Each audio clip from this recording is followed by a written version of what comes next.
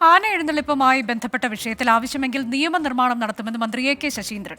കോടതി മുന്നോട്ട് വെച്ചത് പ്രായോഗിക നിർദ്ദേശമല്ല. ഉത്സവങ്ങൾ അതിന്റെ പ്രൗഢിയോടെ നടത്താൻ സമവായത്തിലൂടെ ശ്രമിക്കുമെന്നും മന്ത്രി എ.കെ. ശശീന്ദ്രൻ 24-നോട് പറഞ്ഞു.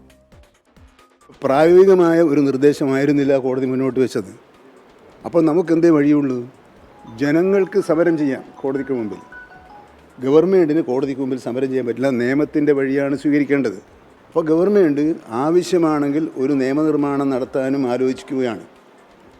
എന്നാൽ അടിയന്തരമായി ഇപ്പോഴത്തെ വിധിയിൽ നിർദ്ദേശങ്ങൾക്കിടയിൽ നിന്നുകൊണ്ട് എങ്ങനെ ന്യായമായി പരിഹാരം കാണാൻ വേണ്ടി കഴിയും? നമ്മളെ സംബന്ധിച്ചിടത്തോളം കേരളത്തിലെ ഉത്സവങ്ങൾ അത് ഏത് മതവിഭാഗത്തിൽപ്പെട്ട ജനവിഭാഗത്തിൻ്റെ ഉത്സവങ്ങളായിരുന്നാലും അതൊരു ആഘോഷ പരിപാടിയാണ്. ആ ആഘോഷ പരിപാടികളിലെ കാഴ്ചകളെല്ലാം തന്നെ കേരളീയ സാംസ്കാരിക സവിശേഷതകളുടെ ലക്ഷണങ്ങൾ കൂടിയാണ്.